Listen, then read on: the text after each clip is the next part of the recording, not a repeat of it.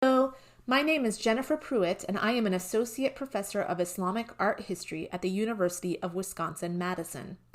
I am delighted to speak to you today about one of my favorite buildings in one of my favorite cities, Al-Aqmar Mosque in Cairo, which was constructed in 1125 under the Fatimid dynasty. This is really a jewel of a building. It's a small, intimate space which was originally located within the confines of the Fatimid palace. Its facade is exploding with innovative decoration, rich iconographic content, and bold inscriptions. Most notably, it introduces an innovation in mosque architecture that will come to define Cairo's urban landscape in the centuries to come. Namely, it shifts the facade to face the street. And you can see that in this plan, right? So we can see how richly ornamented this facade is. And then by the plan, we can see that the mosque itself is oriented toward Mecca, as would be typical of mosques. And here we have the facade has a room added so that it's actually facing the street. So we have this kind of double orientation of the mosque, suggesting that this is going to be a pretty important street. And we're going to figure out why that is today. In this short presentation, I will introduce the history of the Fatimid dynasty and its buildings in order to understand the context of this remarkable building and its role in Cairo's development. In many ways, the history of Cairo as an Islamic center began with the arrival of the Fatimid dynasty, who conquered Egypt in 969. Under the Fatimids, Cairo became a capital city of a great empire for the first time. In fact, the Fatimids gave the city its name, in Arabic Al-Qahira, or the victorious. The Fatimids would eventually surpass the Abbasids as the major caliphate of the age, wresting control of the holy cities of Mecca, Medina, Jerusalem, and proclaiming the lands of North Africa and Palestine for themselves. And so I'm just showing you here, this is around the year 1000 where the Fatimids really are the major player in the Mediterranean. They have all of this territory, the most holy cities of Islam, and so they are the major power. Unlike the earlier Islamic caliphates, the Abbasids and Umayyads, the Fatimids were Shi'i, meaning they followed descendants of the Prophet's daughter Fatima and his cousin and son-in-law Ali. And it's worth laying out some of the details that make the Fatimids distinct, as it's going to help us understand the Mosque of Al-Aqmar a little bit better. So the first thing we need to know is that the Fatimid rulers were caliphs. And as caliphs, the Fatimid rulers considered themselves to be the rightful successors to the Prophet Muhammad in leading the entire Muslim population. However, the Fatimids were not the only caliphate. So in the 10th century anyway, the 10th and 11th century, they competed with the Abbasids of Baghdad and Umayyads of Spain. And that means that in this early period of the Fatimids, there were three dynasties who each declared that they were the rightful caliphs, competing for the right to lead the Islamic world. And we can see that here. So here's the Fatimid realm, the Abbasid realm, the Umayyad realm of Spain, and then we also have the Byzantines right here to the north. The other thing that we need to understand is that the Fatimids belonged to a religious group that was distinct from these other powers in that they were Ismaili Shi'i. And as Shia, they believed that the family members of the Prophet Muhammad were the rightful successors to the caliphate. They believed that their ruler was not only a caliph, but was also the imam of the age. And so as such, the Fatimid ruler held a semi-divine status and was considered to be the source of all knowledge. The imam, Ismaili religious knowledge, and the family of the Prophet were all compared to divine light. So divine light is really important for the Fatimids. And we see this even in the naming of the mosque, because the name Al-Aqmar means the moonlit. So we have this light imagery even in the name of the mosque. So for the Fatimids, the most sacred part of the city was the palace itself, as it was the dwelling place of the living imam. And remember, Al-Aqmar is built within this most sanctified space. Now, by the time Al-Aqmar is constructed, which is toward the end of the empire, we see that the Fatimid lands have changed dramatically. We have a dramatic loss of territory in the 11th and 12th century the caliph becomes less important as power moves to the viziers, who are kind of like governors.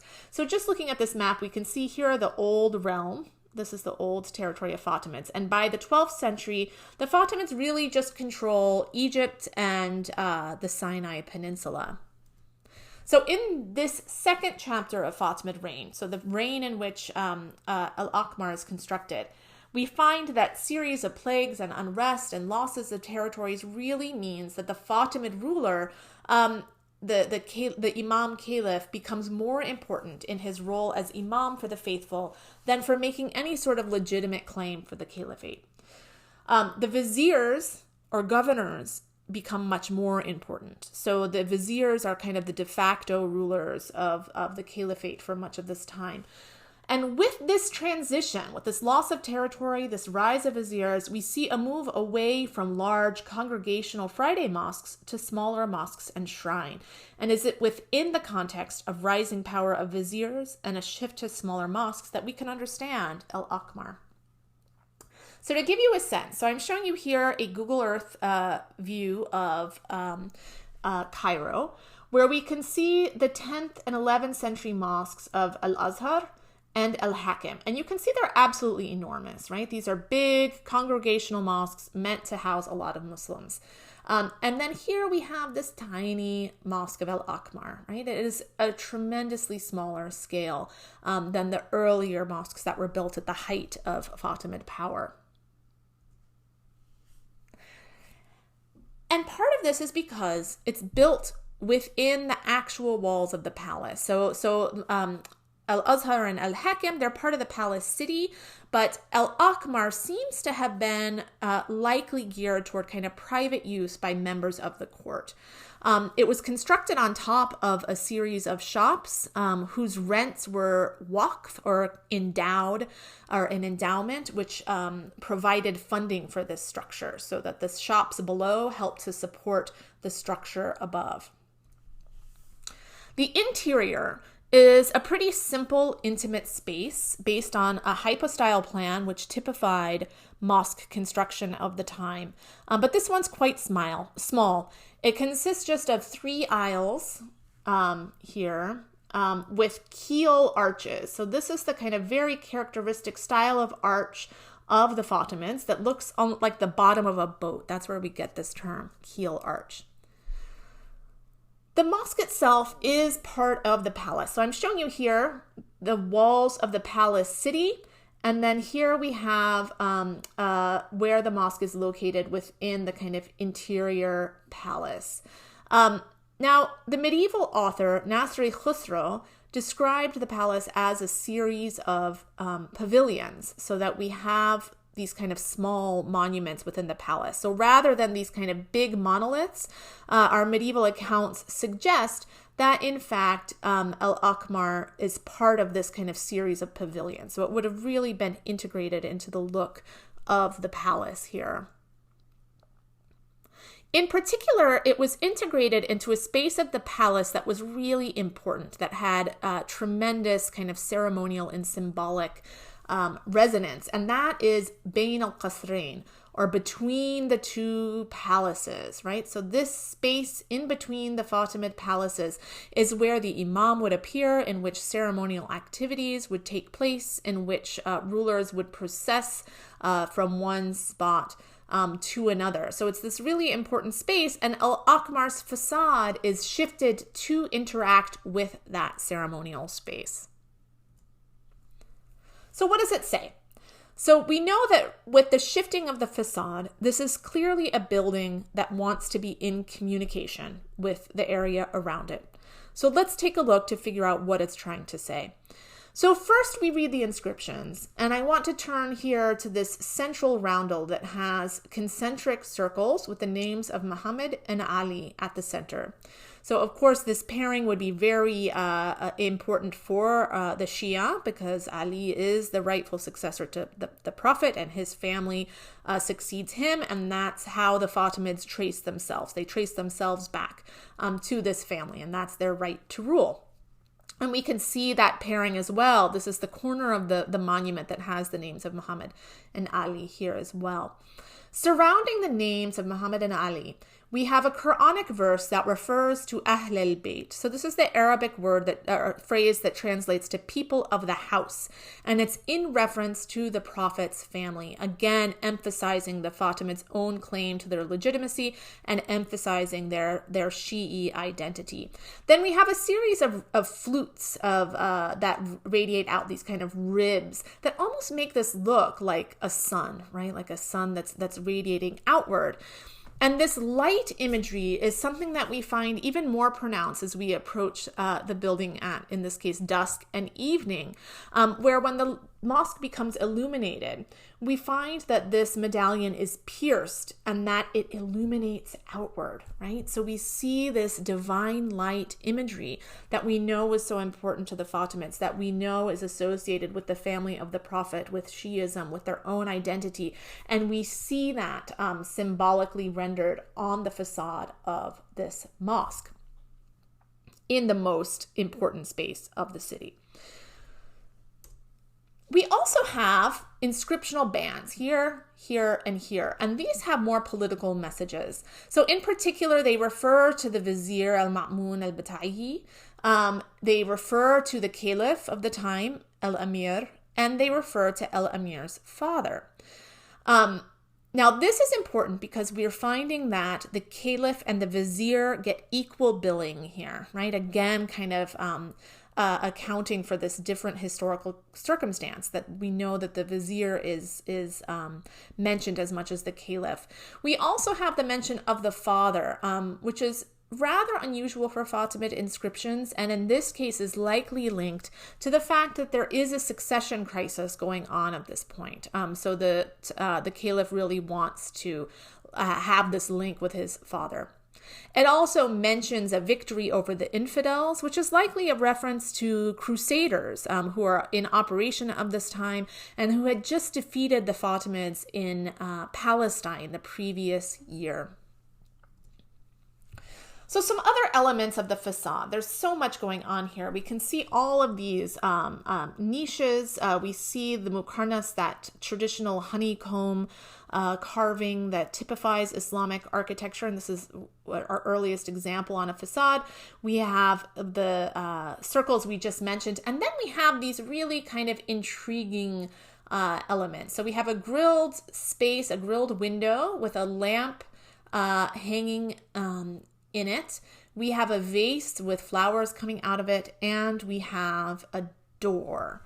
Now, it is likely, given the location of the building, given how really kind of unusual these motifs are in their placement, it's reasonable to assume that they are symbolically charged. Exactly what they meant is something that's been up for some debate, and I just wanted to throw out a few of these suggestions here. So Carolyn Williams suggests that these should be interpreted within a Shi'i context, suggesting, for example, that the plants might represent Hassan and Hussein, the martyred sons of Ali and Fatima.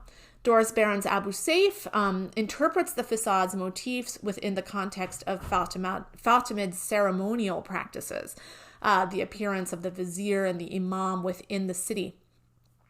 To me, I actually think that both of these interpretations can coexist. This is such a complex monument that exactly what it meant to whom is something that could really change registers. And the fact that we discuss this really points to the richness of these unusual decorations here. Now, Al-Aqmar was built during the waning of the dynasty. In fact, the dynasty only lasts around 50 years after the construction of this monument. Following the fall of the Fatimids, the Ayyubids take over Egypt, and Cairo really becomes a staunchly Sunni city. But the architectural precedent of this mosque would continue to inform Cairo's cityscapes in the centuries to come. And so I just want to give an example here.